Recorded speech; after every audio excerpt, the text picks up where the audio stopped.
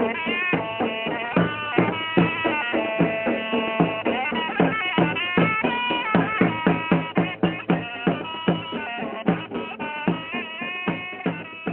lac Tchad, avec ses wadis, est très fertile pour l'agriculture. Un don du ciel qui attire de plus en plus les hommes d'affaires.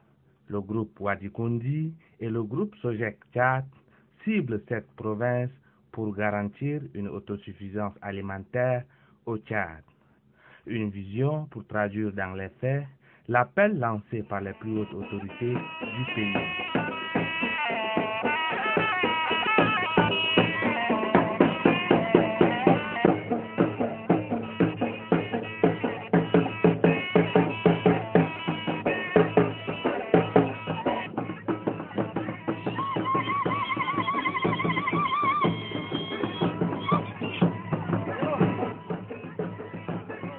Dans le lac, il dispose d'une ferme agricole estimée à des milliers d'hectares.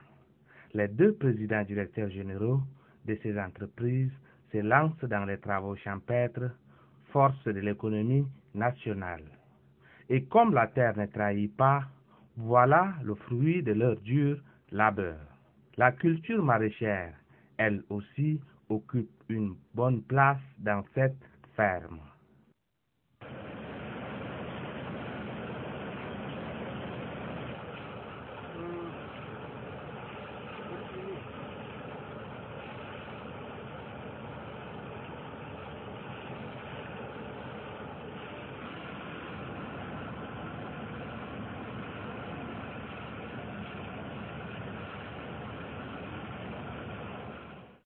Par cette implication des opérateurs économiques dans le secteur agricole, l'une des mamelles de l'économie nationale, les deux hommes d'affaires apportent leur contribution à la lutte contre l'insécurité alimentaire au Tchad. Les personnes démunies dans le département de Gouloudia peuvent acheter les sacs à 10 000 francs.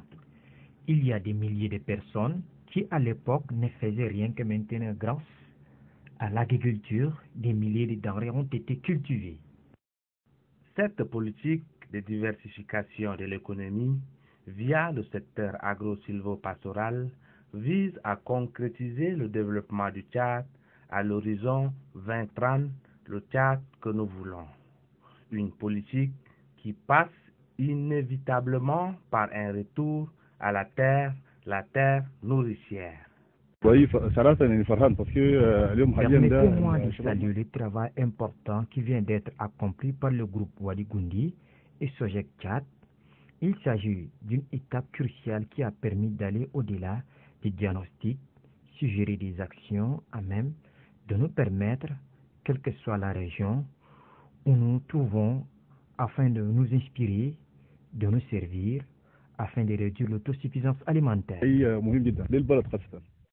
Grâce à ce retour à la terre par la mécanisation de l'agriculture, le groupe Wadi Kundi et le groupe Sojek Tchad apportent leur contribution à la lutte efficace contre le taux élevé du chômage au Tchad, l'une des préoccupations du gouvernement. Des milliers de personnes se promènent sans rien faire. Nous avons trouvé un cadre de travail pour eux aujourd'hui et ils ont de quoi à manger. Même les chefs de canton, la population, bref, tout le monde était venu pour nous remercier à la réalisation.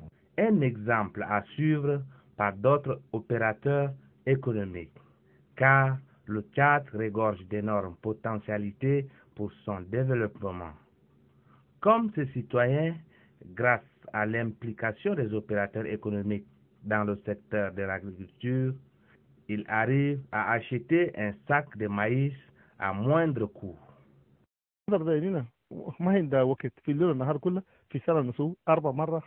Nous cultivons de 4 à 5 fois par an. Nous n'attendons pas la saison pluvieuse avant de nous lancer la culture. Et le prix de nos sacs sur le marché est de 10 000 francs. Aucun sac de maïs contient notre logo. Le prix doit être fixé au-delà de 10 000 et c'est sur l'ensemble du marché. Plus de 10 à 15 000 sacs de maïs chaque année, que nous mettons à la disposition de la population. Et tout ce travail, il faut le reconnaître, c'est grâce à l'ensemble de la population du lac Tchad.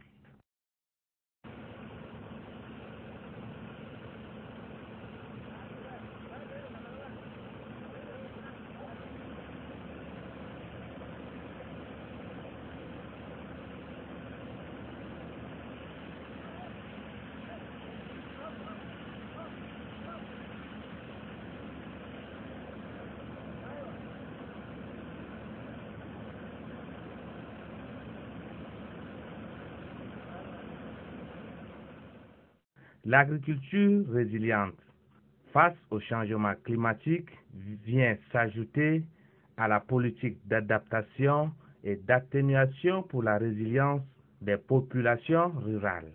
Cette ambition des promoteurs à long et moyen terme est de s'implanter dans les zones de production agricole à l'effet de nouer des accords et des partenariats publics-privés pour la vulgarisation des activités agricoles sur l'ensemble du territoire.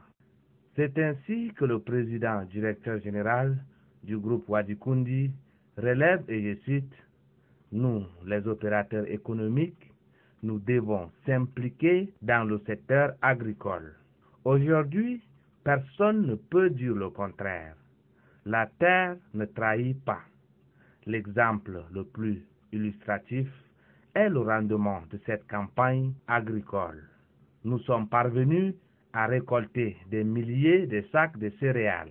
Nous demandons à d'autres opérateurs économiques de nous rejoindre pour que nous puissions assurer une autosuffisance alimentaire au Tchad. » Fin de citation. Un témoignage qui augure un lendemain meilleur, car le groupe Wadi-Kundi et le groupe Sojec Tchad unissent leurs forces pour assurer une autosuffisance alimentaire, et ceci par la diversification des ressources financières. Cette initiative est une invite aux partenaires au développement, aux décideurs et acteurs impliqués dans le secteur agricole pour une réponse durable à la lutte contre l'insécurité alimentaire au Tchad.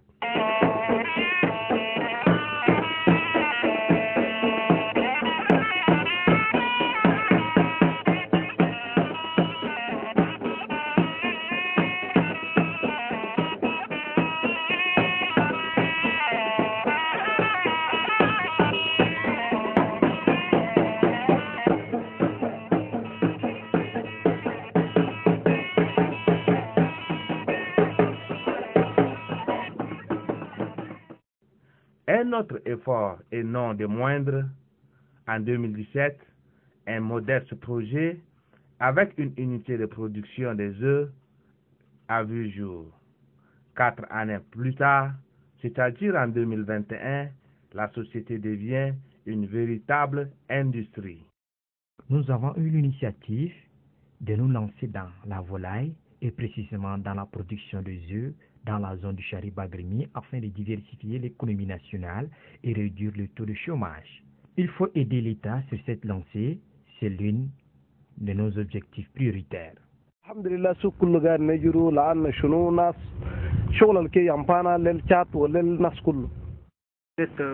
L'emploi jeune, parfois c'est un peu compliqué. Si on a de tels visionnaires qui essaient de créer de telles entreprises pour aider surtout la population locale et le pays aussi, c'est une très bonne chose. Par exemple, quand on a une entreprise qui emploie 75 personnes, ça c'est pas facile. Si au moins 20 ou 50 Tchadiens pouvaient faire la même chose dans le pays, on espère que d'ici 5 ou 10 ans, le pays allait avancer de façon positive. Vraiment, j'encourage vraiment l'initiative de notre directeur général qui a créé cette entreprise qui aide surtout les jeunes de la localité et surtout les Tchadiens. Vraiment, je suis très ravi de son initiative. Ici, les images parlent d'elles-mêmes. Aliments pour les volailles en passant par le vaccin et les alvéoles, les techniques de production, le résultat est impressionnant. On a le maïs qu'on achète ici au Tchad. On a les sons du riz en provenance aussi du Tchad. On a le tourteau d'arachide. On a le sorgho aussi qu'on compose dans notre alimentation. En ce qui concerne les produits synthétiques, on a le prémix qu'on envoie d'ailleurs de la Turquie. On a les antitoxines, les DCB, les calcium et d'autres produits synthétiques qu'on envoie d'ailleurs. Moi, je travaille ici dans l'entreprise Thierry. C'est une grande entreprise qui emploie surtout les jeunes, que moi je suis l'un des exemples. On a au moins 75 personnes qui travaillent ici. On a notre usine de fabrication d'aliments, on a la poussinière, on a le bâtiment des fondus. Tout ça, on emploie des jeunes, surtout les jeunes de la localité ici. C'est des Maïlao, des Djimeze, des Mandalia, tout ce qui concerne la zone d'ici seulement. On priorise les jeunes d'ici.